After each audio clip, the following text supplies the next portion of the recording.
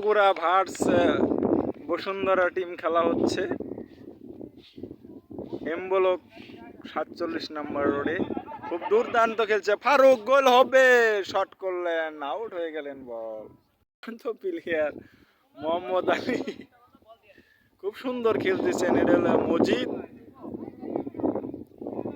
Bashundhara verse বগুড়ার team খেলা হচ্ছে, আপনারা সরাসরি লাইভে দেখতে পাচ্ছেন।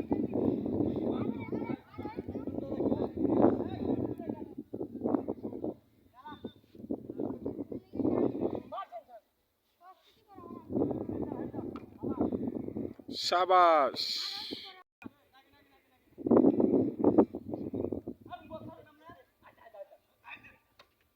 গোল কি